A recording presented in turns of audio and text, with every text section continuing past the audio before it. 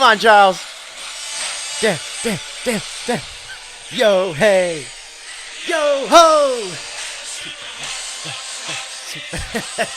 It's going to be the hit next time we go to Montreal. It might have to be. Oh, yeah. I can see Rich cutting the rug right now, dancing to this. Or whatever they say in Dutch. Well, hello, folks. Turn it up. My name is Keep it Alex going. Gomes. You are. Charlie Hosey. And Max Verstappen is the 2021 Formula One World Champion. There's an asterisk next to that. So Why? Tell me. Mercedes. You know what? No, wait. I just wanted to clarify. You can't start the program without the facts. All right, clarify your fact. We need to come back to it because there's two races we have to discuss. Yeah, I mean, Mercedes has pitched an objection to the FIA. I think they've even gone above that. Already declined. The second one. Already declined. From what I saw. It's not what I've been hearing from all the YouTubers and. No. How old is your YouTube source? Today? Well, I have yet to read anything about them trying to protest after Sunday. Well, we'll see. Let's hold off on that. There's plenty to be said. Let's talk about what led to the most memorable final race, certainly in. I can't say in our lifetime, but in the time frame that we've been paying attention. Yeah, since we've been fans. Oh, yeah, this was definitely the most memorable finale Ridiculous. I can remember. And the best 1-2 combo race I've ever seen. Formula One, let's be real. This season alone has been awesome, but seldom do you get two great races in a row in any season. Well, I feel like we've had like 10. It seems like they just keep coming and coming and coming. They do, yeah, and it's sad because it's all coming to an end.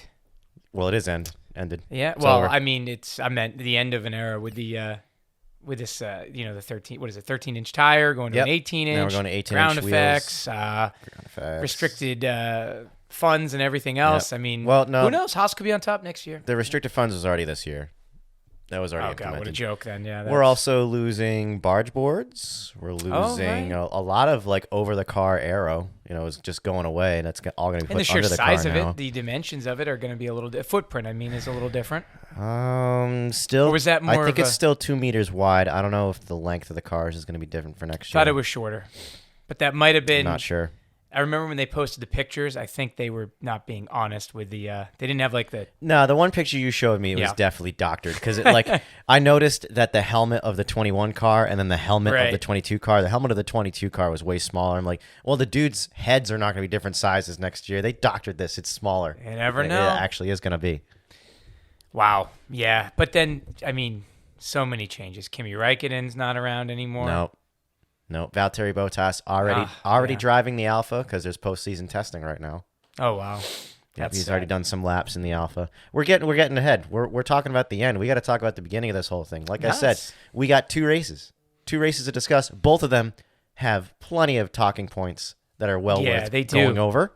So we have to start with Saudi Arabia, and I think we can start right at the beginning. I mean, let's just say so. Mercedes has been on a roll leading up to this race. Yes, they have been. Yep, Qatar. They were running fast. Lewis and Bottas started at 1 and 2, so they had a lockout. Although there wasn't. They didn't. I thought Verstappen started second. He did not. No, because there was was he penalized? I know for a fact Verstappen started on 3 for Saudi Arabia. Oh, I thought it was 2. I don't know. It's so much crazy shit's happened in the last 2 weeks. But nonetheless, Mercedes got out ahead early. We have to go back and talk about qualifying because qualifying was spectacular. You remember? I don't remember other than the Charles Leclerc. Are you serious, crash. dude? I mean, it was either Leclerc or I think it was Sainz went around too. Both Ferraris had problems with the rear end at some point before the race. Yes. But qualifying was intense at Q3. Q3 we had Hamilton taking the early lead in Q3, and then Max went out for his final run. Did you not? Yes. Watch? Well, hold on. He bumped the wall, and that's why he didn't. That's why he wasn't on the front line. By the way, I thought he was in second place, and then he whacked the wall. But dude, did you watch that lap? That is impressive. I mean, I didn't I think had that the that hair track would be standing exciting. on my arm, dude, watching that lap. It was so intense. He got so, especially the turn 2 wall, he like wiggled way out to the like inches Yeah. away from it. I was like, holy hell. He's going through the high speed section of sector 3, just like so close to the walls. Just Yeah. we got to say, the track is friggin' awesome. By the way, how many turns are on that track? Because there was well over 20. 20. Because when that crash was it 21, 22 is where everyone was kind of wiping out throughout that weekend, and that was that sector 3 or is that That's further? definitely sector 3. I want Yeah. to say it was a 27 corner track. Now I'm trying. I didn't do my homework, but I've got to imagine that's got to be one of the most on a circuit. It might be the most. Yeah. I don't know of any that is close to 30, you know? Usually they're like 15, 17. Right. Well, they you know? all kind of flow into each other. I mean, it's like almost Yeah, like it is Tail of the very Dragon. much It's just like- one big snake. That's why it wasn't really. I didn't think it was going to be a good race. No one did, right? Nobody did. The track was like. And if it wasn't barely for finished. bullshit, really, it probably wouldn't have been the best race because it was a lot of But bullshit. maybe the shittiness of the track led to that made it a good race. Well, I was talking to Which, by the way, some people hate about Formula One is that a lot of these races have been good because of the drama. sure, right, and I was talking to somebody on our Discord there, and they were saying that they heard somebody say like, "Oh, it was Jacques Villeneuve." Jacques Villeneuve, the 1997 F1 championship, said that this track is exactly like indoor karting. Good And point. they're right. With the walls, yeah, They're right. so true. It's so thin, and it's just walls everywhere that it seems like track the only position is huge. track position is key, and the only way to get around people Stick your seems to nose be and to bump and run. throw people around. Oh, we don't even get into the bump. There was literally a bump and run at the end when Lewis hit Max, but not much of a run, was it? No. More just a- So all right. So if we're talking about the key points of that race, yes. So we start off, and I don't remember who took the lead initially. Was it Hamilton who took the lead? Yep. He stayed in first. He did. He stayed in first, but then Max, like he always does, I don't remember what, that was around lap 10 or so. He, on that, one of the first left-handers there, he sticks his nose in, and when you watch the replay, this is becoming a trend of his, and Yeah. I understand it because looking at it, this is like what people do in karting, getting back to that. He's setting his car up to essentially just block the corner from, in most cases, it's Lewis. Right. So it's interesting because he may not be leaving the track, but he's literally using his car as just a driving or a moving barge. I mean, he's just literally like, Well, he's doing the way I'm describing it makes it seem like it's legit clean racing, but he's not, because he's not on the racing line. He's driving what they say dangerously, recklessly, whatever you want to call it. I don't agree with it, but I love it Well, so secretly. all right. So the first instance I can think You remember of, what I'm talking about, right? When he cut him off and he ended up, Lewis went around the turn and it was fine. He stayed in the lead. The steward said it was fine. right. You know what Right. I mean? There was a point where Had they to go they off track. both basically went off the track. Max kind of Right. took a shortcut way, whereas Yeah, it was Lewis like tried Brazil. his best. Correct. It was like Brazil. I would say not nearly as egregious as Brazil, but Max. I didn't think Brazil was egregious at all. That's what's funny. I'm One surprised to me, you don't think that, dude. No, because it was a high speed turn and he was able to hide it well. I mean, in these slower speed turns, he's literally just blocking. Where in that one, I thought that was more of a racing move in Brazil. Where here in Saudi Arabia, I thought that was just a flat out dickhead. I would never call Brazil a racing move. Really? Dude. No. If you did that to me in go-karts, dude, I want to beat the shit out of you. Yeah, right. Well, that's because most importantly, the damage done, and let's face it, But besides that, regardless, yeah. so that was one incident. He did get penalized for that. That turn 1 where they both lost it, went off track in Saudi Arabia, in Saudi they Arabia. did, yes. So He he was got the getting penalty penalized. for that. Yep. But this is right around the time where, like, the first third of the race looked like it was going to be pretty straightforward. Yeah. With Max in the lead after that incident. And then Schumacher puts it in the wall, right? The safety car comes out. So, if I remember correctly, I believe Max came into pit and then came out. No. I'm sorry. I believe it was Hamilton came into pit when the safety car came out, right? And Max stayed out. So now Max is screwed. But during the safety car, they were like, nah, red flag.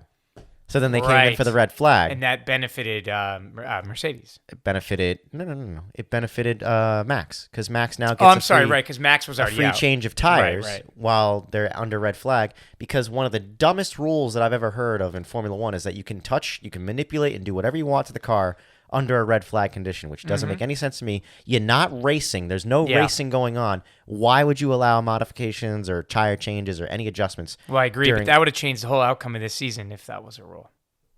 Correct. So, no, I don't disagree with you. Actually, I agree with you on that one.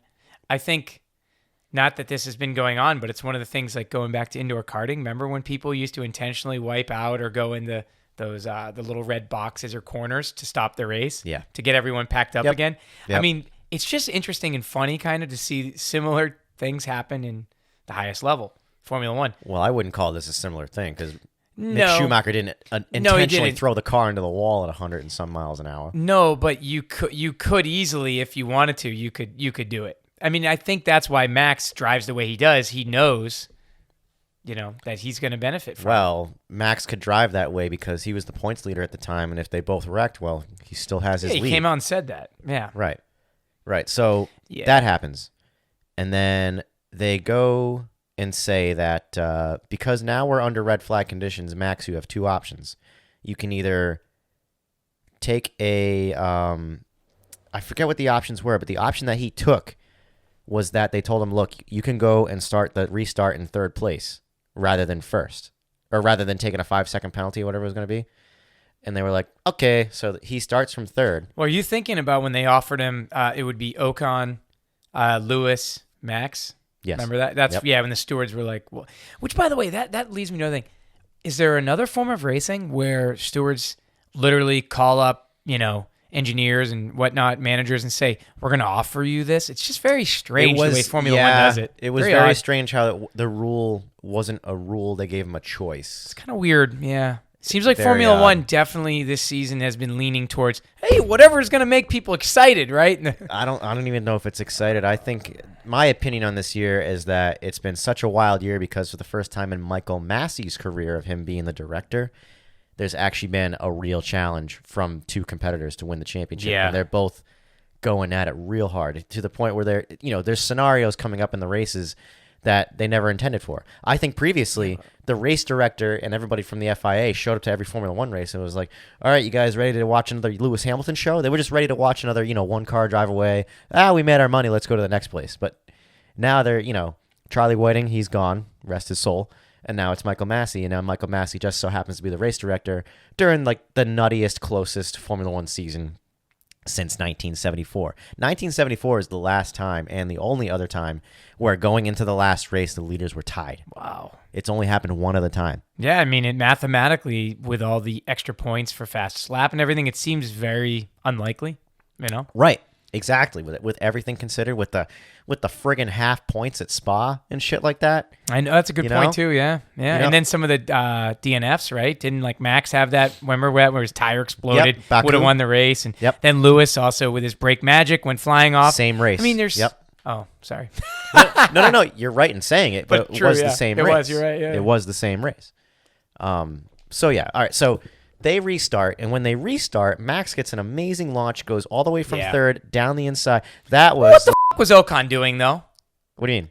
So he kind of, in my opinion, allowed Max to scoot by because Lewis was busy fending him off. And I mean, I know it's a race, but it's like, well, Lewis was busy passing Ocon, and then all of a sudden Max introduced himself. They both had to go, yeah. And then I think Lewis did smack into Ocon a little bit. So once again, Verstappen takes the lead. And it's Hamilton second. Now, I might be getting my series of events wrong because there was one more red flag where... No, you're right. You're leading right up to it. Yeah, so all the midfield guys all of a sudden all wreck into each other, including Checo Perez. It was because Checo got checked somehow from behind, spun around, and caused... Who was it to go into the back of who? So there was a... I feel like one of the Ferraris rounded Checo, and then Charles... was Nikita... Carlos Sainz clipped him in the back. Yep. But then there was a big accident. Mazepin ran in the back of Russell, I believe. Yeah. Yep. And ended both of their days, I'm pretty sure. So both Haas's were out early. Another red flag because of all the debris and shit that caused. Right. So now you're at your second start. Now we're at the third standing start, technically, yeah. Yeah, third standing start. You are correct. So then we get going again. Still Max in the lead and Lewis second. But about 5 laps into that run, Lewis is now catching Max, and going down the main straight. Here comes Lewis around the outside. They both go into that corner. Once again, Max doesn't leave Lewis any room, shoves him off the track, and gets penalized, right? Well, here's the thing. Thought he got a 5-second. No. This is the point where they told Max give the position back. Oh, right. Of and course, they're coming around sector 3 part, towards the last corner there. And that's when they tell Max give the place back. They didn't tell Lewis yet, at least that's what I understand from all the radio calls that happened at the time. They didn't tell Lewis, and Max is backing off to let Lewis by. Lewis is backing off as well because he doesn't want to be the first one to the DRS detection zone. And this is something Hamilton's actually pretty familiar with. I've seen a clip from Canada 2013, right? You know where the hairpin is, where we used to sit? Yep, okay. All right. There's the chicane before the hairpin, right? The detection zone for the DRS at Canada is basically like behind our grandstand, leading up to the hairpin. So this is something I don't ever pay attention to, the detection zone. It's interesting. You always think of just the area where they deploy it. No. The detection line is different from the DRS zone. Okay, so then, yeah. So Max was just slowing up to get to, so that way Lewis went through. No, wait, what? Max is slowing up because he has to give the position back, right? Right. His race engineer even told him, like, all right, do it strategically. Oh, I got you. So he would have DRS. So Max would have DRS if Lewis were to pass at that point. So that's why. But Lewis is aware of this, whether or not he even knows about the penalty yet. Lewis is thinking like, oh, he's trying to pull tricks. So they both slow down. Sure. To like probably 100 miles an hour, which is ridiculous. Extremely slow for them. Yeah. Extremely slow at a 200 mile per hour part of the circuit. Right. And then there's miscommunication between the both of them, and then they friggin' smack into each other, and everybody's like, what the hell was that? Right. Oh. When it was just strategy games. There was definitely he did not mean to hit him. No, nobody meant to hit some anybody. People, you read the comments, he didn't brake check him to I don't. The one thing the FIA proved was that at the time of impact, Max did put 2.6 G's worth of deceleration. Okay, but could that happen just from downshifting? No. The downshifting, upshifting in a Formula 1 car is instant. Yeah, there's no there is parasitic no loss. There's no it's not gonna. No. I don't know. I mean, yeah, Max is reckless. What can I say? But also, I thought that was here's smart. What I think happened. Max slows down. Hamilton slows down. Max is slows down more. Go around me, dude. And Hamilton's like, I'm not going around you, dude. And then Max got like all like, what the and probably did go like, well, fine, boink, and did a little brake check. But it's also like, I think both of them were idiots, to be honest with you. You go around a slow car, especially one that's going half the speed. You just go right. Just take it. So remember, weren't we talking? Maybe I was talking to Ismar about this, but like, when in doubt, what does a racer do? You put your foot in it and go around. You know what I mean? You usually beg for forgiveness after. You know what I mean? So even if it's a yellow flag, half the time you're not slowing to the 40% or whatever the hell they need to. You know. So I think you're right, but nonetheless. And then Max sped off immediately after that. But he didn't get penalized for that, right? It wasn't for that. I don't believe or did he? Yeah, because they made him give the position back. We got like a 10-second penalty for that, or no? Had to give it back. He got a 10-second penalty for that after the race ended. But it didn't matter because Lewis, and that was nice that Lewis got him back in the end, the old-fashioned way. Here's the thing. So Lewis, God, there's so much to unpack. Max still had to give the position back, right? So he did.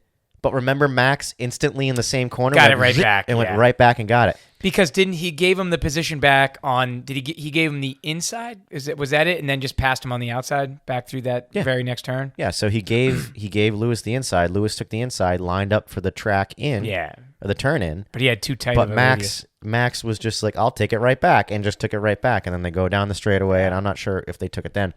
They didn't, because what ended up happening was probably like 5 laps later. You have to remember that Max is now on his tires for a very long time.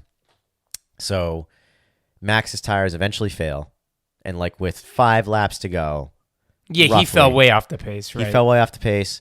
Lewis ends up taking the lead, and there was he did pass him though, clean and no. Here's the thing: when he did pass him, Lewis went way wide on turn in, and actually technically did run Max Verstappen off the track over the white lines. Yeah, I saw that. Right, it's kind of like tit for tat. Yeah, it was kind of tit for tat. Technically moving another driver off the road, but they never did anything about it. But it wouldn't have mattered anyway. Yeah, but hold on. See, this is the problem though, and I'm curious your take on it. And this happens all the time. Yep.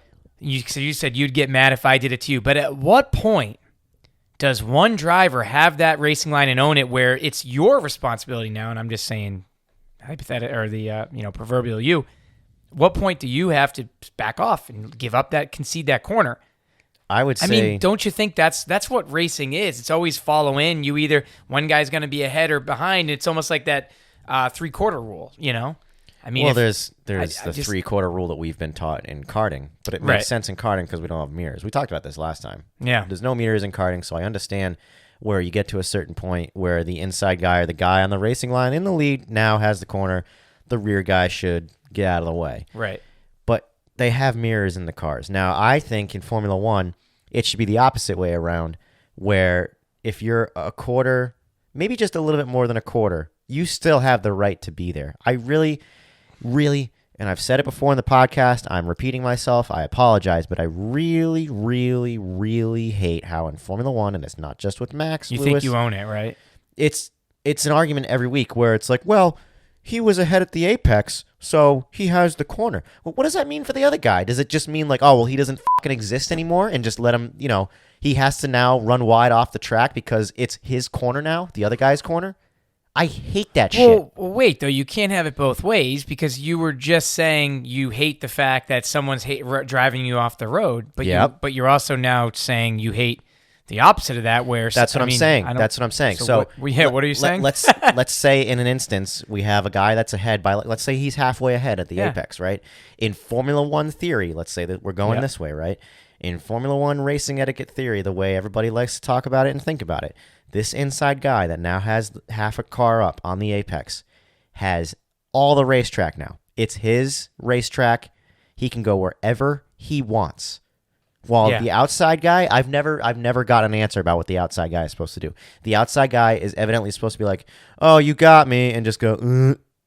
But it doesn't always work out that way because, I mean, a perfect example was in this week's race where lap 1, they're going into the first of the backstretch, the back straights there, into that left-right chicane, and Max is way back. But what does he do? He does a wicked dive bomb into the first corner. Yes. He parks it on the apex, like almost perpendicular to the way you're supposed to be. He blocked the track. And then Lewis is here, right? Right. And then Max drove all the way to the end of the track, to the white line. To the white line with Lewis still there. So, and I listened to the BBC's podcast about this, and it was Jolyon Palmer that was one of the analysts for it, and I love Jolyon Palmer. I think he's one of the best analysts that I've ever heard analyze Formula One racing. He was even like, well, I didn't have a problem with that because he was ahead at the apex and he didn't go off track. But it's like, okay, so what was Hamilton supposed to do while he was still halfway up in the middle of the corner? Was he just supposed to so what if there was a wall there, right? It would be a crash. Exactly. But there isn't. So I think then you notice, though, I guess what I'm getting at is it depends. It seems like drivers, at least in this case, Lewis and Max, would have only done that if there's no wall there. They're certainly not going to do that to risk ending both of their race. Right. I mean, technically. So remember, I joked saying put sand back. That's not going to really help, though, is it? Because all it's going to do is Lewis. I think it's beyond the obstacles that are outside of the track. I think it really is just an etiquette thing, and maybe they can't see through the mirrors too well. Dude, they do say that they're not that great. Here's the problem: even though they can see, the cars are too big. They're too long. They are big. These turns, I mean, they're the size of. They keep saying it, are suburban. Yeah. I'm not joking. That's what it is, and it's like. I think we've just gotten to a point now where they're just too big, and the tracks are just not. They're getting better, like Abu Dhabi. You know what I mean? Has a little bit better, and I think that's why it was a little smoother. But yeah, I don't know. You're right. I don't know. I don't know what the answer is because I don't disagree with you, but I don't think there's a way around it. I think it's here to stay. It's going to take a change in race direction from F1. And I mean, like, Michael Massey, gone. Yeah, but so what are you implying? So you're saying in that particular situation where we've skipped ahead now to Abu Dhabi when they're that turn, well, first turn. Basically, to wrap up Saudi Arabia, Lewis wins. Max is behind by like 10 seconds. He gets another 10-second penalty, but it doesn't matter. And things are looking good for Lewis. Well, things are looking good for kind of both of them because Max Can we talk about real quick, though, that amazing drag race between Ocon and Bottas? Botas. Oh, yeah. You don't see that often in Formula One, like NASCAR style. You know what I mean? To the like, end of the line. That was cool. And you knew who was going to win that, obviously, right? With power on. Yeah, but I mean, we had that race, what was it, 2 years ago with Gasly and Hamilton at Brazil? Remember that? They're coming up the hill, and Gasly actually kept the lead. It was second place, but he kept the lead on Hamilton. Faintly. It was a good one. It was a very good one. Yeah, I'm surprised they could But hang. it reminded me just like that. And then there was Baku in 2017 where Valtteri did the same thing to Lance Stroll before Williams sucked. Remember Lance Stroll actually got a podium at Baku? Yeah, that was that probably never happened again. We'll see. Who knows? The Aston could be killing next year. So yeah, to wrap it up, Hamilton wins. Max Verstappen second. They are tied, literally tied, going into the last race. And a lot of people talked about it like, it's possible they could be tied going into the last. And it actually happened, which is incredible. So now we go into Abu who Dhabi. won fastest lap of that race? I don't even remember. In that one, Hamilton. Hamilton got fastest lap. He had a lot of clean air, so at the end. He had a lot of clean air, but he also had older, hard tires. Still made it work. Yeah. You know, hell of a drive. Can't with a broken front wing. He got the fastest lap after his crash with Max. So yeah, you're right. hell That of a was drive. interesting, right? Because when you watch the replay, you see an explosion of carbon fiber. But I know, but it wasn't that much. But maybe it came. I don't know. Maybe it was like paint or superficial stuff because it didn't. I think it was just that bit of the end plate. It just splintered in all sorts of pieces, but it was just a little bit. Yeah. This episode of the Formula Hooligan podcast is brought to you by Newport Propane. Wait. Now, Alex, does anyone even use propane anymore? Do you live under a rock, Charles? Well, I know you can grill with it. Uh-huh. But can you cook on the stove with it? Yes. Heat the house with it? Of course. Warm up the pool? Mm-hmm. Fuel my flamethrower so I can melt snow with it? All right, slow down, Charles. What about when the lights go A out? propane generator will do you right. Okay. So who would I talk to if I want propane in my house? Newport Propane, of course. They've been family owned and operated for over 60 years now, so I'd say they know a thing or two about propane installation and delivery. Not to mention, they'll come out and give you a free estimate on any propane systems you're thinking about adding to your home. Sounds good to me. How do I get in touch with them? You can call them at 401-847-6878 or visit them online at newportpropane.com. That's 401-847-6878 or newportpropane.com. Newport Propane, proudly serving the Rhode Island area for over 60 years. You know? Crazy race. Anyway. Yeah, it was a good race. Going to Abu Dhabi, we have Max Verstappen takes the pole, which surprises a lot of people. Which that, to me, was an awesome qualifying because Mercedes had an opportunity to match what Red Bull did, but they didn't do the team game. I don't understand why they didn't copy what Perez and Max did. Yeah. I mean, that was awesome. Did you see what was wasn't the time difference that they gained by doing that? Wasn't it like about 0.4 of a second? It was close to it with the draft or whatever. Yeah, you call it was over 0.3, I believe, that It's Max amazing. had a better lap. I'm really surprised because like that happened kind of early on in the qualifying session, and when Hamilton went out for his lap with Valtteri, Hamilton took the lead and just went off without Valtteri. Yeah. Like they didn't even attempt it. They were like, "Nah, we're not going to try that." If anything, Mercedes, after 7 championships, I think was just a little bit, I don't want to say arrogant, but they just, I don't know. It just seemed like a weird. maybe bad luck. Right word, but I don't know. It just seemed like a weird decision to me. But regardless, Max gets first, Hamilton second, Lando third. That was pretty cool. Lando got third place for qualifying. yeah, sneakily, it was cool. Yeah. But key moment though is Q2, Max. Right. Didn't he flat spot He medium and then went to the reds, went to the Yes. softs, Yeah, and that's what ended up causing him to start the race on the Right. reds. Which you looking back on it now though, it kind of helped him, right? Because he was able to take turn 1, not legally, I mean, but No, he didn't take turn 1. yeah, you're right. I guess he got a 'cause shitty Lewis, start. he did get a shitty start, but that was not the tire. That's just something else. I don't know. He's got to play with the He- paddles his- a little more. His starts have been very much on or off. He doesn't seem to have like a regular start. He has amazing starts and then like shit True. starts. I don't know what's up. I honestly, Lewis just seems like he always has a good start. When was the last time you saw him have a bad one? Yeah, you're right. Yep, they're usually Never. pretty good. Lewis, a better driver. Sorry. So yeah, we already talked about the turn 5-6 incident that we were talking lap about one. there, where he parked. And like, here's the thing, dude. Like the last few races have made me a little bit disappointed in Max Verstappen. Oh yeah, and I've been Red Bull. saying this for a while, and I honestly just kind of guessed on it. I never really knew Max was going to be almost like a villain, but he's become a bit of a douchebag. Let's just come out and say On it. track, anyway. Yeah, he's the guy that if you or I were out there driving with, like, you'd want to just punt his ass into outer space. Yep, and I've been a Max fan for a long time. A Max fan all year, rooting for him, That's loving fine, this yeah. season. But, like,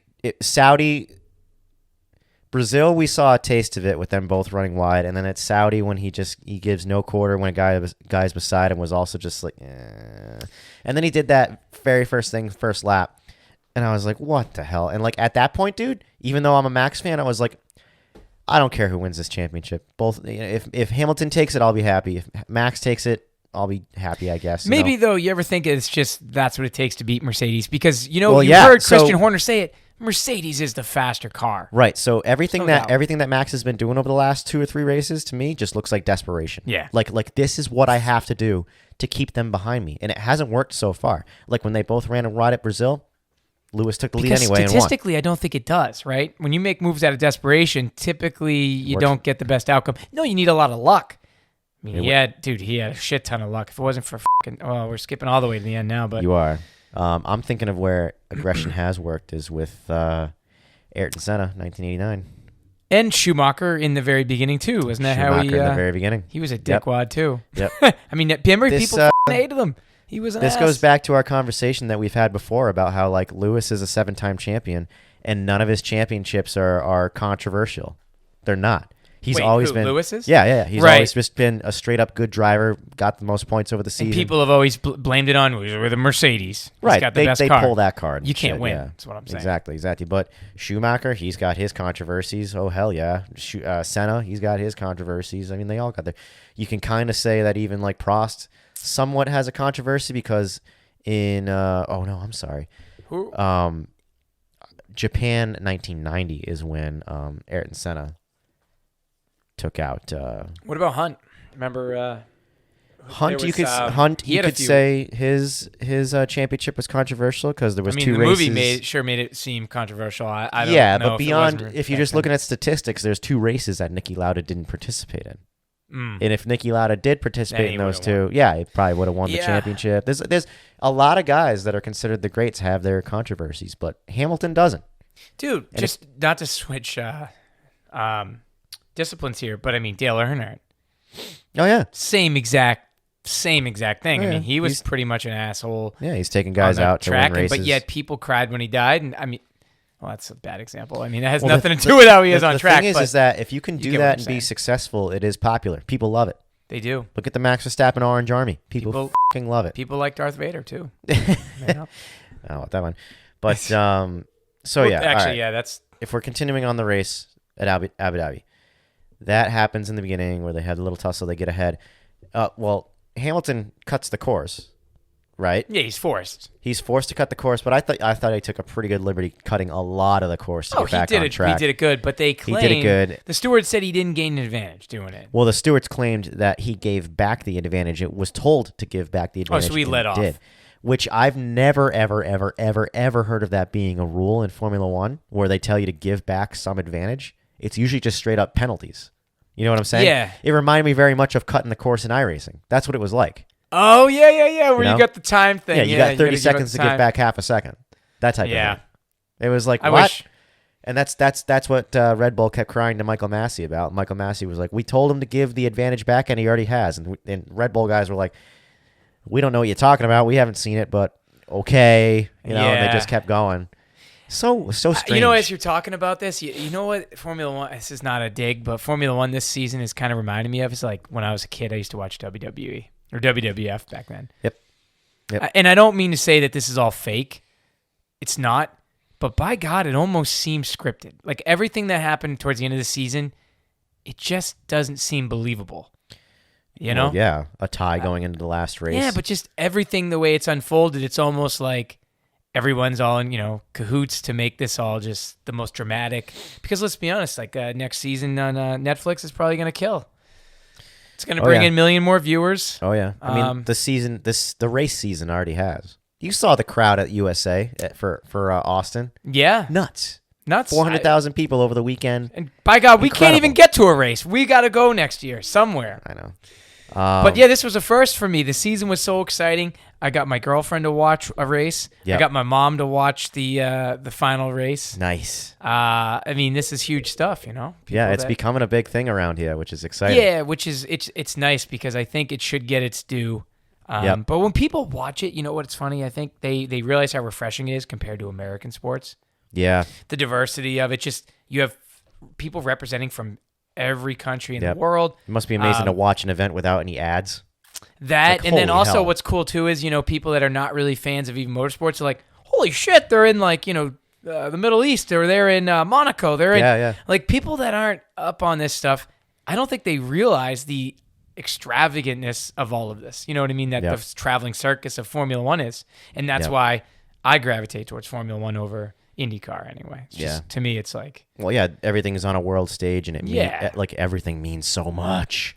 That's what's so fun about exactly. And there's so much money put into it, and then the pressure of it all. And I think that's what's... the final race has been a culmination of that. That's why you see so much fighting and bickering. And once again, what other form of motorsport can guys call up the stewards and be like, whoa! I don't know. Like Toto, you know, begging, and it just seems so bizarre, doesn't it? I don't know, and I'm curious to... It must happen elsewhere. I know, like in NASCAR... Tennis, I think. Like NASCAR can talk to crew chiefs and teams. Right. I don't know if the teams can talk back to NASCAR. But they've only just started. It was only halfway through this season where they started showing communications between the FIA and the teams. Seems odd. Or Michael Massey, anyway. Right. And, it's made for some freaking hilarious commentary. Hilarious, but also quite whiny. Like, really whiny. Especially this race. Okay, but hold on. Maybe I'm sure I'm not the only one guilty of this, but during any race that you're taking part of, if I was to like watch myself back, I'm sure I'd say to myself, "What a whiny bitch."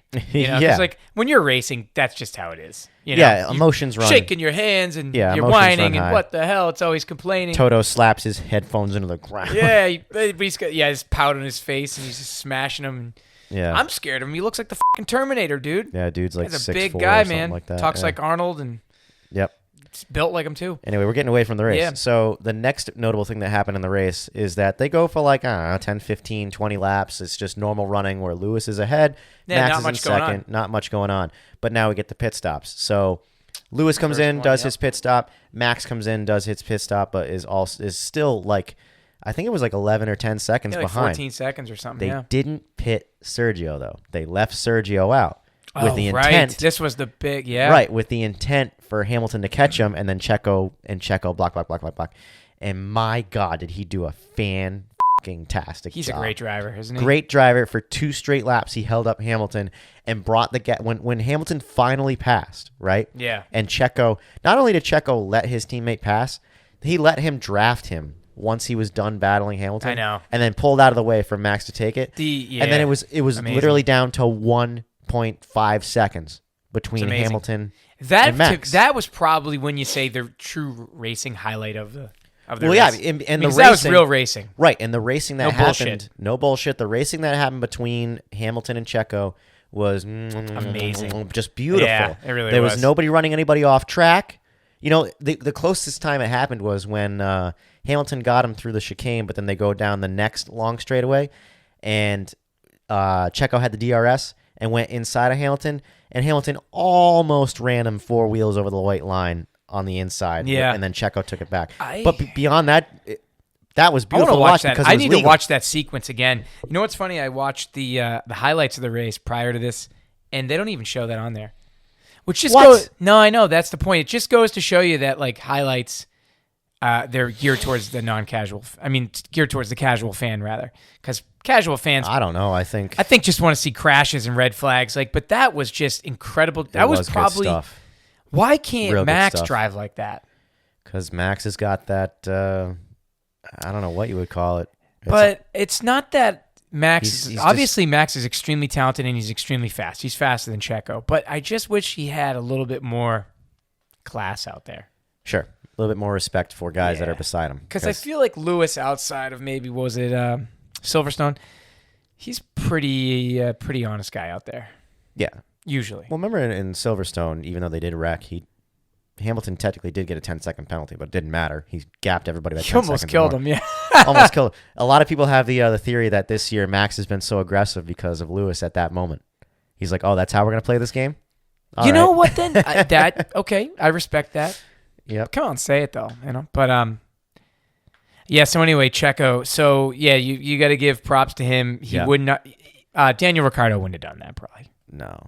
Well, Daniel Ricciardo. You have to remember, Daniel Ricciardo was the last real competent second driver at Red Bull. You can't even call him a second driver. They were on even terms before. It wasn't like one or the other was the top driver. Right. So once that happens, now we have a race. Once again, it's Max and Lewis that are real close to each other. But I got to say, as brilliant as Checo did defending, they bring in Checo eventually, and then it just kind of, the race just progressed kind of normally. It was just like Still looked like Lewis's race. Actually, because he kept pulling away, didn't he? Yeah. He kept pulling away. Max had nothing in response, just absolutely nothing. And it's not like they ran the Red Bulls for quite some time on the soft tire. And like, I remember I was on the Discord talking to people watching the race at the same time, and some people were like, "Why didn't they put Max on the mediums? Why wouldn't they do that?" And it's like, well, he flat spotted his mediums the day before, so he only has the hards. That's the only strategy Softs he has. Hards. Yeah. So, but he lucked out again. Well, this is what happened. So I just watched it back like before I got here to do this, and at around 6 laps to go, Latifi throws it in the wall, right, and causes a safety car. At the time of safety car, Lewis was ahead by like 11.5 to 12 seconds. All right. My biggest confusion in that moment was the safety car comes out. Hamilton's like under the hotel leading to the straightaway where he could come into pit, but he didn't. And I was like, what are you doing? And here's the theory that plays out in my head. So at that moment, nobody knows if they're going to go back racing, right? There is a chance that we stay under yellow. And they would have ended the race that way? They would have just ended the race that way. Yep. So in that respect, that's probably what they should have done. It's a good reason to not bring Hamilton in. But it is 6 laps to go, a one-car crash. It usually doesn't take 6 laps to clean up one car. But are you saying there was definitely not time for Mercedes to react quick enough? Well, here's the thing. Like when they pulled Max in, if Mercedes had quickly said, Lewis, get in, you're saying, well, Lewis would have to be the first one to respond, not Max. That's right, because then Max would have been first out, right? Here's the thing. In any yellow flag situation in any motorsport, you can't pass. You can't pass. Let me finish my theory. Sorry. Yes, you can't pass. But in any motorsport situation that involves the yellow flags or safety cars, you always do opposite of the leader. That's usually the protocol, right? So if Hamilton came into pit, chances are Max stays out. So now Max stays out, and he's the one on 25 to 30 lap old hard tires if they go green, right? But Hamilton would now have the fresh tires. He'd probably put them on the soft tire because you're just going to go around for the next 4 laps slow. You know what I mean? And that would have advantaged Hamilton. But they didn't do that. They elected to stay out. And Max did the opposite of the leader and came in. Got his soft tires. Never lost any position because they're under safety cars, so nobody's going to pass him really. Right.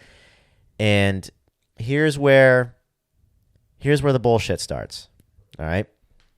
Pretty early on in the safety car period. And it's so funny because I was just watching this. Like for the next 2 or 3 minutes, the commentators keep saying like, and they're going to let the lapped cars through, and that's going to bring Max right up to Lewis. And oh my gosh, this changes the entire balance of the race. And they were talking about that for like a good 2 minutes. And then, wouldn't you know it, a few seconds later, a message comes on the top of the screen and says that they're not going to allow lapped cars to pass. So everybody's confused. And dude, I've never watched F1 and paid attention well enough to where I've ever noticed a safety car period where the lap cars didn't get let through. They always get let through. Every race I've ever watched, you know what I mean? They always get let through the safety car period. So everybody's kind of like, what? What does this mean? And Crofty was even saying like, well, the rules say that the FIA may, in quotes, let cars through. They don't have to let cars through. So maybe that's the semantics in it that they can get away with it. You know what I'm saying? Yeah, interesting. But the real argument was the fact they didn't let all of them through. They only let the front runners through. So now Red Bull and Max are bitchy. They're like, Max is like, are they going to let the lap cars through? And his race engineer is like, no. And Max is like, of course. And even his engineer was like, yeah, it's classic, isn't it? He literally said that. It's classic. Yeah, classic F1. So now it still seems like Hamilton's going to win this because there's like 5 cars in between him and Max. And there's now getting to the point where there's like 2 laps left. Right. So now it's 2 laps left, and they're going to go green. I don't even know if they announced it. They did announce it. Well, actually, I figured out this week. The lights on top of the safety car go solid when it's 1 lap to go. I never knew that. Wait, you mean before they go green? Before they go green. So when they cross the line and the safety car is going to come in at the end of that lap, the lights on top of the safety car just go solid and solidify. So as they're coming down the second of the 2 back straights on the lap that they're going to go green, all of a sudden a message comes through saying cars 14, 5, 3, like all the cars that are ahead of Max can now pass the safety car, but nobody behind Max. So now they're like, oh, okay, well, we'll let the lap cars through that are in between the leaders, and that's it. And this is the decision that a lot of people are sour about. You know what I mean? It seems like plenty of people are saying that the championship got handed to Max because of this decision and shit like that. But they're not wrong. I'll get back to that thought later because I have a little bit more commentary on that. So now they're coming to, the safety car is coming in, so the safety car screws off like it does. It goes super fast, and while Hamilton's controlling the race pace, Max was getting like beside. Yeah, he almost passed him. Yeah, it was very bizarre. It was very, very bizarre. Because I don't know if it was just intimidation or just Lewis being like, is the one that dictates when they can go green. Right. I mean, he has to, obviously, once you hit the line, then it's all game's on. But, right. But I don't know why they were getting side by side, why Max was doing that. I think it was kind of intimidation. Weird. But why did Lewis choose that moment to then take off? It seemed like he let Max get to that point. It was too easy. I mean, I don't think there's any real better point. Defense. There's no better. I mean, what are you going to do? If you take off at the hotel like he did, right? You have a few high-speed corners that are downforce dependent that you could be screwing the guy behind you if he's following.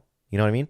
If he goes green at the actual front stretch, well, then it's just a straight drag race where he's giving him tow, and that's it. Right. So I can see why he took off then. You give him a bit of wake so he doesn't go through those corners too well. He's on the better tires, so you got to do something to keep him out. Just throw him off. Right. So they go through, 1, 2, 3, 4. They're going down the hill, coming up to turn 5, and Max from way behind, because he could on the soft tire as opposed to 30-lap hard tires, takes the lead. Kind of did the same thing too, where he basically goes to the edge of the racetrack. But Lewis seceded or gave up the spot, and now they're weaving down the front stretch. And I was concerned with the weaving. I'm like, that's not legal. Don't be doing that, because you're not supposed to weave. Was Max doing that? Oh yeah. He was woo woo, and Lewis is doing the same thing behind him. He's trying to break the toe. You know what I mean? So yeah, Max was trying to break the toe. Right. So then, but it didn't matter. Lewis did have the toe. They kind of get side by side into that chicane, but they don't. No DRS. No DRS with this restart. Yeah, that was huge. So with DRS, I think he would have blown right by him. Yeah. Oh yeah.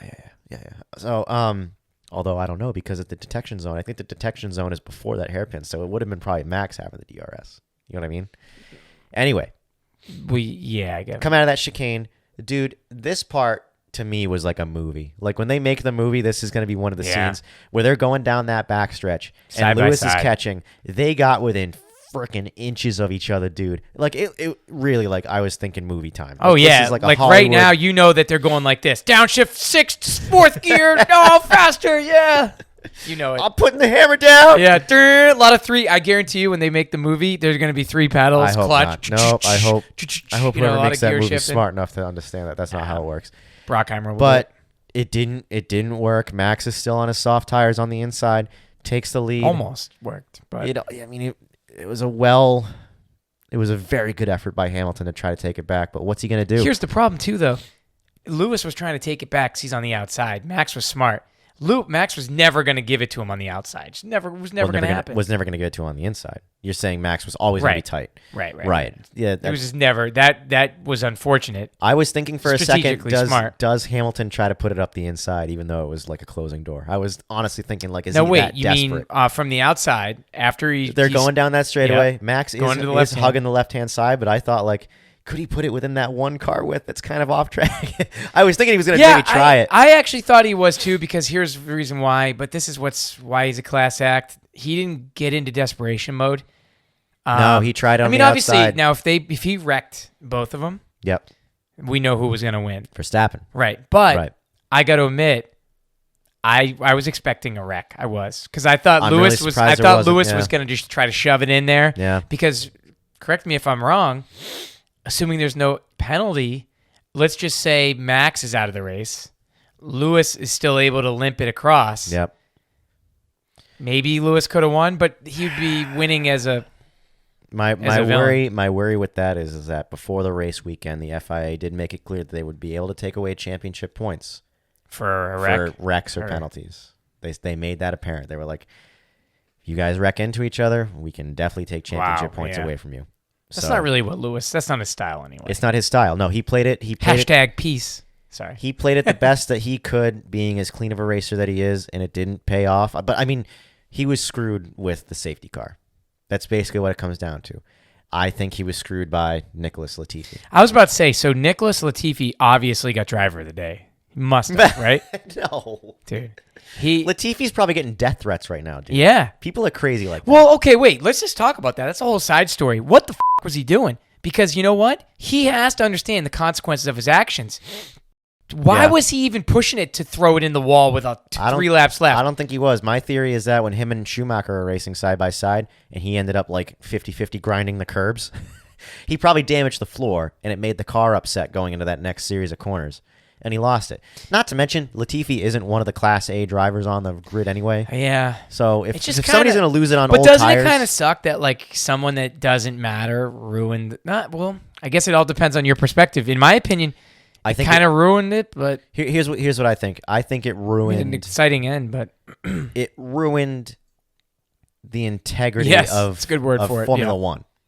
It didn't ruin necessarily a fan base. You know what I mean? I think it really hurt Formula One because this is probably what Michael Massey and the FIA never wanted to see. This was the worst case scenario for them, where they had to basically decide who wins. They basically had to decide how do they treat this situation. Holy hell. Things are going to happen that are going to totally change the championship right now, and there's things we need to decide to keep this race either going or not going. And dude, imagine if they never went back to green. You know what all the Verstappen fans would be saying? Oh my God, the track was clear. They could have definitely gone back racing. I can't believe we never did. Hamilton got handed the championship, but the opposite happened. And now the opposite argument is that, oh my God, do you think so? Though? Hold on, do you really think so? Because Lewis was way ahead. And this is why I truly believe it was stolen. It wasn't a close race. So does Max even deserve the right to get the gift he got? I mean, he didn't get it handed to him. He still had to earn it there. Yep. But it was a gift to make up that 10-second gap. And that's why I think now, just as we're walking through this... What do you mean gift to make up the 10 seconds? Oh, with the crash. With the crash. So what I'm saying, though, is that now that I'm thinking about this again and you're talking about it, I think they should have ended it under yellow. No, I don't think so. Why? Because there was no race to be had. Lewis was up by 10 seconds with 3 laps left. There was no race, right? The race was over. But there was a clear racetrack. Was Latifi in the way? Was there any debris in the way on that last lap? No. So why not go racing? Dude, I don't know. Because it's racing. It happens all the time. You watch racing, and I feel like 90% of the time that fucking safety car goes around and around 10 laps, and they don't need to. You never know. There's always marshals on track when you don't see. It's never always televised, you know? True. All right, here is my theory on whether or not this was a gift. Or wait, what about this? What? Just leave the goddamn car there, get the driver out, and just keep going. Like the old days. Leave the fucking thing there and just... There's a reason they're the old days, all right? There's been people who have died because of the old days. No, that's because cranes and stuff are hanging out. Well, there was a crane on track at one point during look at like karting. We leave our carts there, right there in the apex. Well, I take my best effort to grab the thing by the bumper and rip it away from the track. That's what you're supposed to do because we can. You don't need cranes with go-karts. That's true. You know? All right. Here is my theory on whether or not this race was gifted to Max Verstappen or not. If you argue, in my opinion, if you argue that this race was gifted to Max Verstappen, you need to look at Latifi and nothing else. Because here's what I think should have happened. When they decided under safety car that none of the lapped cars were going to be allowed to take their lap back, that was dumb. At that point, they should have done what they always do. And let them all through. And let them all through. Yeah, that was weird. And if they let them all through, right? If they let them all through, the result is still the same. You still have Max Verstappen on his soft tires in second place and Hamilton in front on his hard tires. Right, it doesn't change the ending. It doesn't change the ending. Now, I've had people argue to me, well, if they let all the lap cars through, they wouldn't have had time to go back to green and the race would have ended under yellow. But if they did let all the lap cars through when they were supposed to, when they made the decision not to, it wouldn't have mattered. Okay, what about this? This is a stretch of a question, but why is it a virtual safety car, you have to maintain that gap between each car? Right. But yet for a true yellow flag so I'm talking about the difference between a virtual safety car and an actual safety car. Why is it you need to keep a gap for a virtual but not a real? I think the reason that a real safety car has, I think the real reason that a real safety car has always bunched up the field. You got to remember, the virtual safety car is a new thing. It's only like 3, 4, 5 years old. Right. There's no such thing. There's never been such thing as a safety car before that, in my opinion, in my knowledge of motorsports. Well, wait, what? Yeah, why do they? I still don't. All right, so wait, is a virtual safety car then? Is there one tier below that when it's just a waving yellow? Yeah. So what? Yep. Waving yellows or don't overtake in this corner. Right. I mean, I know this, but why then have a virtual safety car? So that if there's like a friggin' wing on the track and it would only take one guy to walk over and pick it up, right? They don't bring out the full. The irony is though in VSC, so 40% of 200 miles per hour is still 80 miles an hour. About well, say 100, 120 probably. You know what I mean?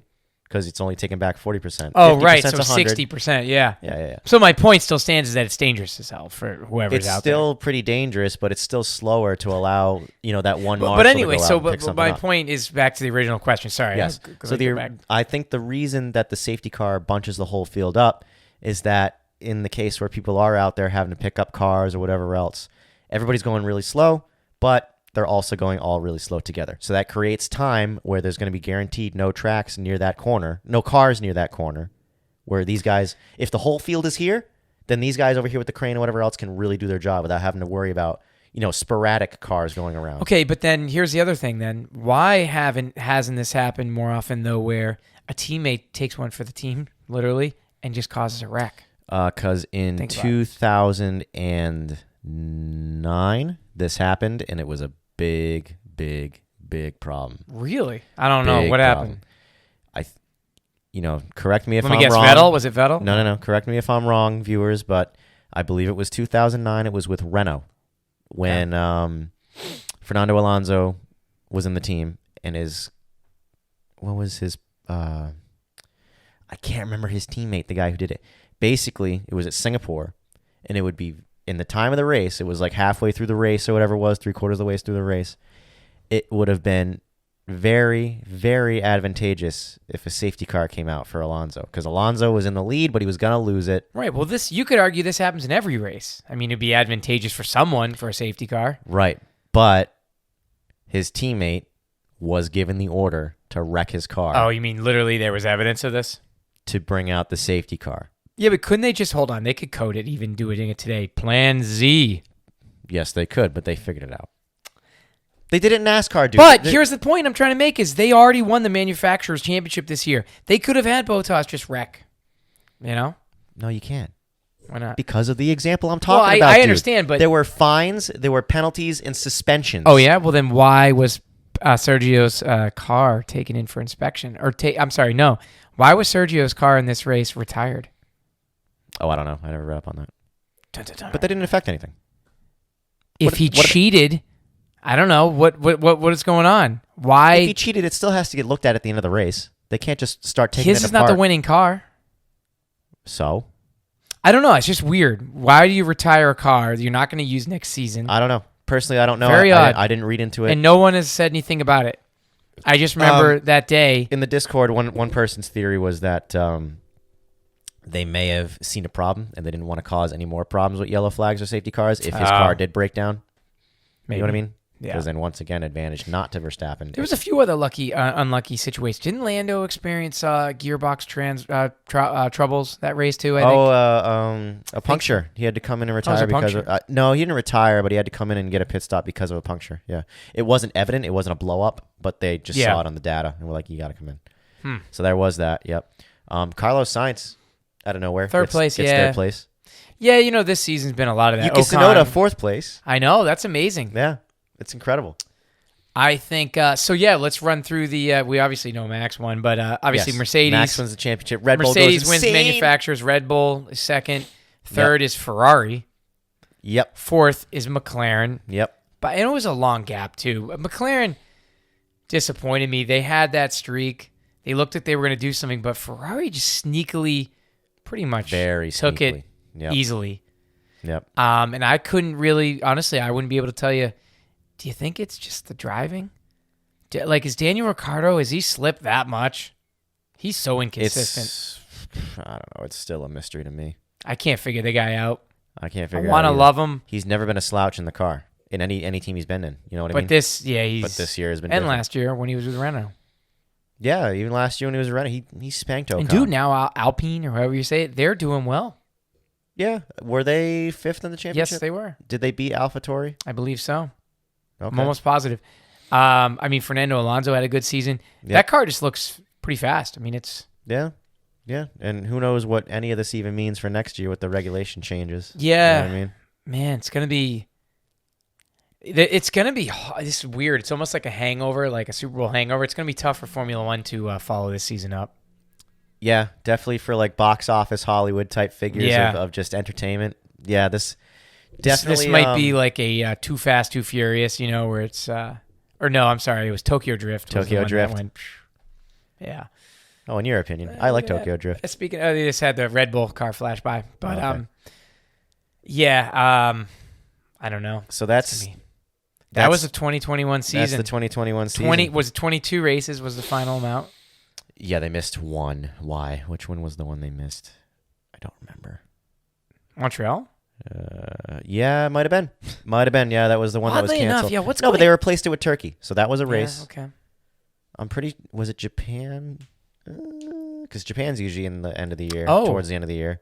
I thought they held that race, and everyone was wondering how they did it and why, because they didn't. Do you remember a Suzuka race this year? I don't. No. And usually that race is on at like 1 a.m. I would have definitely. Oh no, that was the argument. Yeah, I was saying I think all of us were saying they had some big sporting event. Was it the Olympics or something? Yeah, they had the Olympics, but they can't have a Formula One race. That was it. Remember? Oh, that you might be right. I think that was the argument. Yeah, I think you are. Some of the stuff hasn't made any sense. It's all about money. Let's face it. Who the hell knows? This is a Formula One podcast, not necessarily a I don't know. Pandemic podcast. No, I don't know. So yeah, 2021 as a Formula One season, definitely the craziest season I've watched. Definitely the most entertaining. A lot of people are saying that this whole season is a farce because of all the things that have happened in the last few races, but you have to remember it was really only like the last few races that were as nutty and crazy and penalty ridden. It was the rest of the season, dude. Phenomenal. If you didn't really care about the penalties and bullshit in the last few races, phenomenal. This is definitely the best season of Formula One I've ever watched, and there's people who are decades older than me that say that it is the best season they've ever watched. So it's potentially the best Formula One season. Don't you think Formula One has a fan base where there's just people that are never going to be happy? It seems that way. It seems that way. Like the Jeremy Clarksons of the world and those guys that are always Formula One sucks. Yeah, the people who are never happy are usually of the older generation who have a golden heyday of what they loved when they were kids. Wow. And nothing that ever comes after what they loved will be better. It doesn't matter. I kind of fall in that category, sadly, sometimes. Couldn't you, the sounds of the V10, V8, V12. I currently fall in that category with NASCAR. I used to be a huge NASCAR fan. I can't do it now. I don't watch it anymore. When Jeff Gordon retired, my favorite driver, I stopped watching, so I kind of revealed to myself I'm more. I don't think I could get back into it now. I just think it's a time in my life. It's just I've moved on. I like to turn right as well. So I in the same way, I became more appreciative of road racing. I used to think it was stupid. I didn't care about road racing at all. And then once I got into it in Iracing, I'm like, this has some real substance to it. For some reason, I didn't think it was like as cool as oval racing. Well, because there's not the bumping and grinding. It's not the bumping and grinding. It's not the close pack racing. But Jesus well, let's Christ. face it too. Hollywood and everything with Days of Thunder and stuff. NASCAR was on top of the world. It was. And I don't even gonna go down this path. But yeah, NASCAR is just taking a shit on itself over the last. Well, because it became so hokey with the friggin' playoff system and Monster. Was it Monster took over for a bit? Then now I don't even know what it is now. No, it's not anything, dude. There is no. There's no sponsor. There is no main sponsor. Wow. Like they really are kind of. They're trying new things next year with the new car. I don't know if you've paid attention at all. They look amazing, yeah. They look and pretty more cool. road courses they've been More adding. road courses than ever. Yep, they even went to Coda this year, but it was a rainy mess, and those cars don't do so well. You know what's funny though? The drivers are they're talented. They're great drivers. Yep. Same way with IndyCar. It's like, people are like, oh, they don't have the personality of like Formula One and stuff, but they're damn good drivers. They are. NASCAR drivers. Well, dude, oval racing is such an art compared to any other type of racing. Like, it really is. You cannot take a road course racing guy, put him into NASCAR, right? But you can do the opposite. Success. Potentially, right. You can. I mean, I've seen it been fail done many both. times. I've seen it fail both ways. Kimi Räikkönen did 2 NASCAR races. I remember that. I heard that. He did okay. That's the thing. He never really had a chance. Who did he? I don't ever. I've heard truck it, but... truck series, one truck series race, and one of the. Well, he wasn't races. he a rally guy? He did rally for a few years. Yeah, he's crazy. He retired in 2009 from Formula One, right? Did and then 2 years of rally and came back. Yeah. Yep. What a guy. But also, if you look at Jimmy Johnson, one of the best NASCAR drivers ever, did IndyCar this year and didn't do anything good. He just sucked. So it's not necessarily true that oval guys can go into road racing and kill. And it's not necessarily true that road racing guys can come out of ovals and kill. Yeah, IndyCars, that's tough. A lot tougher than like somebody going into GT3 or GT. Well, duh, yeah. I mean, GT3 is made for old men who can't drive too well. It is, yeah. I'm sorry if everybody just got offended by that. Well, but it's that's for kind of people... what a lot of traction control and ABS and BOP and all that kind of stuff. Cars that the street versions have more horsepower than the race cars, and it's sad because GTE was the I know, kind of the holy grail because it didn't have ABS and it's going away. I know, but now GTD, what's the difference? There's going to be GTD and GTD Pro, same cars, right? The only difference is that the Pro side has to have pro drivers, while the GTD regular can have amateur or a mix of amateur and pro. That's the only difference. You know what, though? They have the best sounding engines, though. GT3, GTD, GT, whatever you want to call it. Nah. I mean, what compared against what? You're going to say an Indy car sounds better? Or, NASCAR, I guess, maybe sounds better. NASCAR sounds pretty cool still. They're going to sound a little bit different next year, too, with the new car. Yeah, but Formula One sounds like, they do sound like garbage. I thought I liked them, but honestly, once you hear even IndyCar sounds way better. The Porsche RSR GTE car sounds amazing. Yeah. You know what I love, though, is that they've interviewed some of these people that are, because they're supposedly trying to go EVs by, I think in Europe, it's like 2035. And Porsche's come out and been like, no, we're going to keep making the flat six forever. And Lamborghini and Ferrari have come out and said, oh, no, we're making the V12s forever. And I'm like, yeah.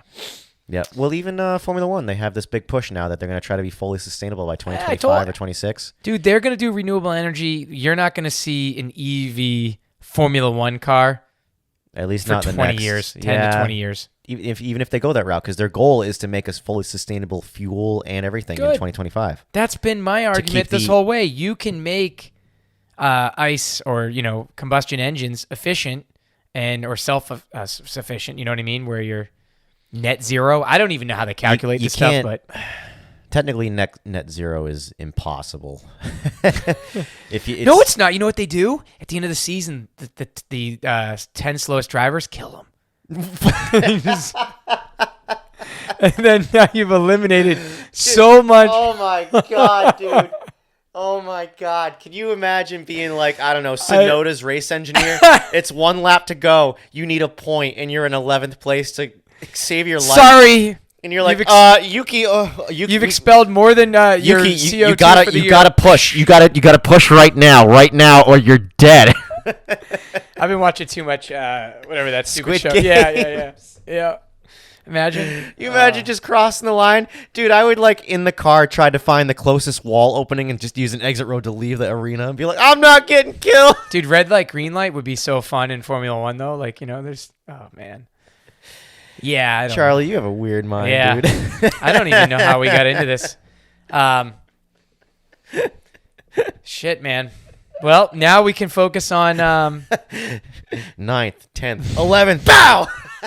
Dude, NASCAR would like that. Imagine if all the fans in NASCAR could bring their rifles and stuff and they just start shooting at drivers at the end. Hell yeah! They're all just drinking and stuff, trying to shoot out the tires.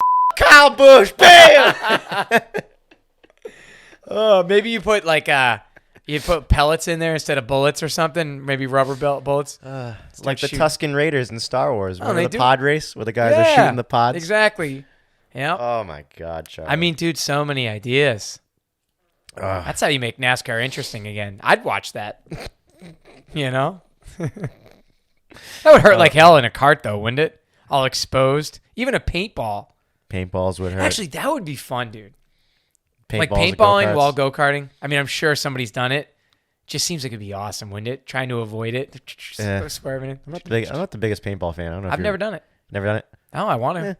I've never paintballed ever because I heard it kind of sucks unless you have you own your own stuff. If you pay and go rent, you know, like I could shoot you from here, and because it's a shitty rental, it's gonna go like over there.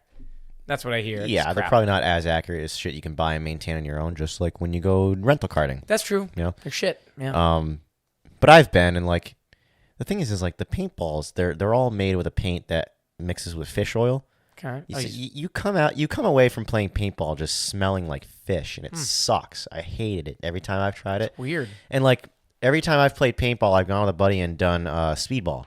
Speedball is the one where it's like you're in that little battlefield with all the inflated Dorito looking things. Yeah, yeah. And like, dude, sounds awesome. If you're not good, right, which I am not, right? I'm a total rookie green. I had no idea what I was doing. Halo skills don't kick in. You like it's like ready go, and then you already turn your gun and just go while you're running to your thing, and then like, dude, if you're in the Dorito, at least with my experience, if you're hiding behind the plushie thing, as soon as you go, all right, is there somebody? Pow! Oh, it's just shit! You just hit. You know, you don't even get a Right in the chance head. to look. Yeah. You know, I've gotten hit in the top of the head. That hurts. There was no protection. Just ping off the top of my head. So you want to wear like a scully cap or something, you know? Like I don't know. They give you the face mask so you don't get like forehead or down, but like forehead or above, if the top of your head's exposed, you're gonna get hit. How did this turn into a paintball podcast? I don't know. We got to keep ourselves entertained for the next several months. Yeah, well, we got sim racing. And there are developments. And Formula One is now in a real simulator. Yes, the biggest story in the last few weeks in sim racing. I'm so excited I haven't even bought it yet. You need to try it. I told you I'm afraid. I'm afraid that I'm going to drive it and hate it. You're not going to hate it. No, I know. You're not going to hate it. Is it going to drive any better or worse than the F3? Let's highlight what has happened. So Mercedes, and it was Mercedes. Mercedes teamed up with Iracing to put their 2021 car, this year's car, into Iracing, and have guaranteed that next year's car is also going to go into Iracing. And dude, you can tell that this car was made to the utmost authenticity because it's fast as shit. It is fast as shit. People who are really good, yeah, they might be doing faster times in the real life stuff. Not by much. It really is real close. So they to did lap time times. them. They're pretty close. Anytime I watch a YouTube video, there's plenty of guys that do YouTube videos comparing the iRacing to real life. I kind of float over those videos. It's always like within half a second. Dude. Really? Yeah, it's always super close. And that's interesting because you said the IndyCar way broken. IndyCar is broken. How? That's what's so bizarre to me. IndyCar is an American pastime. Well, because I bet you DeLara didn't approach iRacing and tried as hard as they could to make that car as realistic. Or they didn't try as much as Mercedes. So, yeah, let's talk about let's just dial back a sec real quick. Yep. So Mercedes going to iRacing is a indication to me that they see real value in it. Well, yeah, the story is that when 2020 hit and the pandemic hit, there was. Did you listen to that podcast? I did. Yeah, okay. That's where I'm stealing kind of comments. Right. From, well, basically, the iRacing Downshift podcast, I think is what it's called. Yeah. They had James Vowles on, who is the guy who goes, Valtteri, it's James. Anytime James has, Valtteri has to let Hamilton through. But they had him talking to the iRacing guys in the podcast, and they said, when the pandemic hit and nobody was actually racing in reality, we looked at esports and saw the potential of it, and we were like, where can we implement something into esports, which is where they turned to iRacing, because iRacing killed it during the pandemic with the esports racing stuff. So it was natural for them to approach them. It must have been an amazing call for iRacing to receive. Like, you're James that James Vowles, that's you? What do you want? You want to put your car in the sim? Let us think about that. Okay. Yeah, dude, it's so true. And I used to shit on iRacing, remember? You used to shit on it a lot. And then started karting more, and I started. Then when I go back and forth between them, iRacing, despite the graphics aren't as good, the sound's not as good, the force feedback's not as good, but the cars pretty much drive like a car, like a race car of that whatever it is you're driving. Yeah, I mean, where everything else to me, you know what? So I think who was it? I was listening to another podcast. They were describing it where when you drive in ACC or any of the others, it feels, you can tell all you're doing is driving basically a math equation. So when you're going over different things and you're going through a turn, making corrections, you feel like you're a passenger. Where in iRacing, you feel a little bit more like you're actually driving on a tire. You feel like you can make mid-corner adjustments, which are realistic. That's real driving. And it's just way more realistic. Not only that, but the turning, almost like the steering ratio feels 1-to-1, like in real life, like, you know, how much you need, how much lock you need to give it. When you drive some of these all the cars feel very pointy, like they shouldn't. I mean, I know an Indy car is pointy, meaning like you don't need to steer much, it's throttle and brake. But like a GT3 car is not pointy. And those are more. I wouldn't think so. Well, that's one of the things iRacing fixed, I think, last year with the GT3 cars, because the GT3 cars used to be pointy. It used to be like a go-kart where you kind of just like, and all of a sudden you're rotating.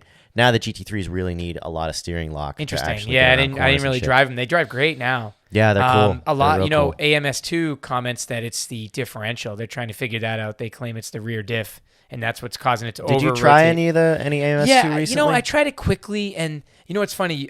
You just jumped on here before we started, and you were commenting about the like high force feedback stuff, which I like at this point. But if you were to try it on AMS2 or whatever, it's high and heavy, but insane, crazy. Like it's like, it's all craziness. Like I don't know what's going on. Yeah. And you know me, I get frustrated. Did you try the kart 1998 cars? 1998? Yeah, they just came out with Indy cars from 98 on AMS2. Oh, no, I haven't. I've downloaded it, though. I haven't tried it. They're fun. Are they? You had to have bought the Racing USA pack. I don't know if you did that. I think so. Okay, so you probably have them. They're real fun. Really? That's actually a good time. Yeah. Yeah, no, I believe they're fun. I just, maybe it's all bullshit marketing, which it could be. But when I drive iRacing, it feels like my brain's like, yeah, this is real. To me, girlfriend might come in and be like, babe, this is real racing here. Can you back up? To me, when I go on iRacing and I go into a practice session, I feel like I'm showing up to the virtual track, driving the virtual car. Right. When I show up to a lobby in ACC or AMS2, whatever, I feel like I'm driving some video game. It's a game. A fun game, maybe. And I know there's people losing their shit right now because they claim that iRacing sucks and it's not worth it and the physics are garbage. Have you tried it in the last 6 months? That's all I would ask. Because then you'll be like me. I hated it. Remember, I told you that. It was undrivable. I remember last year, and I haven't even done one with the guys on there yet. Remember, I'd quit out. Remember, I literally couldn't drive. I was like, I'd be laps back. Yep. Because I don't know what was going on. Maybe it didn't sync up with the Fanatec. Who knows? Yep. But now it's like, it's great. Now it's good. And I got to say, dude, I drove the Mercedes yesterday. It is their best car. Hands down, in my opinion. I jumped in the car yesterday at Silverstone, right? It's the first week, and this is where they're racing, right? Oh, so sick. I jumped into the car with the intention of just driving for a while, and I was having so much fun driving it and getting so comfy with it that I did an entire, basically, race simulation. And a race is 45 minutes or so. What do you mean a race simulation? I did 29 laps in a row. Just driving like I was all in by a race. yourself in a test session? I was in a practice session. There weren't many people, but I was mostly by myself running. They're simulating playing with the different ERS settings, trying to understand it better. I even came in for a pit stop, changed onto the softs to see what they handled like halfway through a run. Is there a difference? Oh yeah. Oh, they did a beautiful job. You can drain your battery and all that? Yep. They did a beautiful job with the different tire compounds and how they feel and how they last. Because soft tires, at Silverstone, it was like almost dusk, and the tires lasted quite a long time. I did a race at Watkins Glen and went on the soft tires, and the soft tires lasted 5 laps, and it was already down to like 20%. But that's pretty realistic. Yeah. That's a rough track. I don't know about I've done the. Oh, by the way, the new laser scan of Watkins Glen is awesome. Yeah, it's a little, I think, more challenging. There's more texture. There's a huge bump at the end of the straight. I think the bus stop isn't as straightforward anymore. They added a lot of curb, like a massive amount of curb. But when you try to abuse all that curb, it seems like it can punish you. Yes. Yeah. And also, you know what is tricky about that track is there's a fine line between the curbing and grass. Yeah. And that is one thing, but it's pretty realistic. If you touch the grass in iRacing, you are instantly you're a passenger. Oh yeah, you got to watch out. Yeah. Yep. I mean, no sim has been able to simulate going over grass. So just don't touch anything. Yeah, they're all pretty the same. I got to say probably iRacing is one of the more punishing ones. No sim has ever really simulated gravel to me correctly because you can't get stuck. And yet, in reality, if you go into the gravel, everybody gets stuck. Yeah, You know what I I mean? agree. Right. So, Well, wait, where? You know what's so funny now? What tracks are left with gravel? like Suzuka will have some. Yeah, I don't even remember where it's. I think Silverstone still has some on the way outside of tracks. Seems like everybody now uses just that fuzzy Paul Ricard or whatever stuff, you know. Well, they use asphalt or or just big s- curbs that wreck the underside. I don't understand the curbs thing. You know what? I was really when they were racing around Qatar, and when they abused the curbs there, how it actually like cut tires and destroyed the car without launching. Mm-hmm. I was like, perfect. Yes. So wait then. At Monza and other tracks, get rid of those sausage curbs. Get rid of the sausage. Because then you're not going to have Lewis Hamilton with a weird haircut, you know? And use the same curb design that Qatar has. Right. That was brilliant. I was like, that's beautiful. And they actually did implement it at Abu Dhabi. And Pirelli kind of threw up a concern, like, wait a minute, we had tire failures at Qatar. Why are we using the same curbs? And it's like, well, tire failures were caused by abusing the curbs too much. Tire failures are a going tricky subject, though, because they do impose a lot of danger, though, to the driver and the fans. I mean, the tethers don't always work. Tires can go flying. They've been working pretty good lately. Sure. But the last time a tire was lost was, I think, This season there was a tire lost. I'm pretty sure. Oh, somebody listening. God. So I know at Austria, Kimi Räikkönen lost a rear tire, but I don't remember if that was this year or last year. Yeah, I might be confusing. I might have watched it this year on Netflix from last year. Does that make sense? Yeah, I think it was last year. And it might have been at wasn't Spa, was it? Like turn 1? No, it was Austria, the last corner. He's coming down the hill and lost it. Oh, you're right. That's exactly what I was thinking of. Yep. Yeah. But most of the times the tethers do work because fans have been killed by tires. Yeah, in the past, Yeah, there's a lot of exciting stuff to talk about. Oh, the banquet's coming up. Oh, yeah, the NHK Which I've got banquet's bad coming news up. on that. What's up?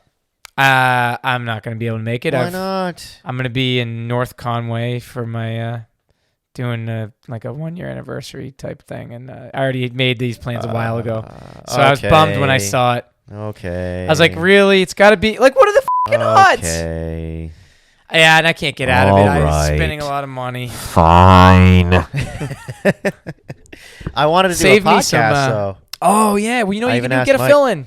I could get a fill-in. Yeah, we'll see. There's going to be a whole gang of drivers there with a lot more insight than I have. Yeah, I could. But I love your insight. Nah, I know.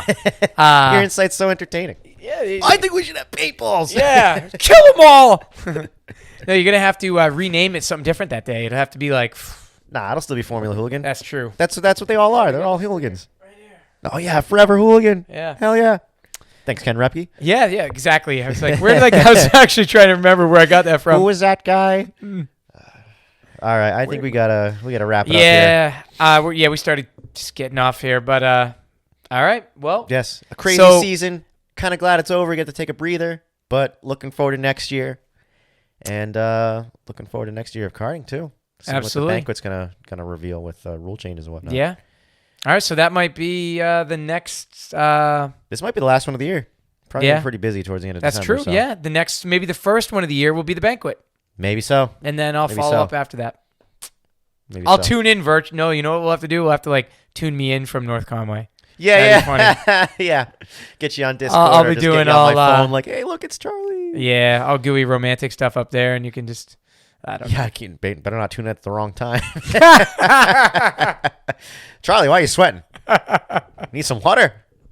Why are you out of breath? Oh man. Anywho, all right. So I am. That's a wrap. I'm Alex, I'm Charlie. and this is Formula Hooligan episode 14 or 13. I don't remember, but 14. all right. We'll see if Charlie's right. See you next time. Adios. Later. Not bad. It's 14, I think.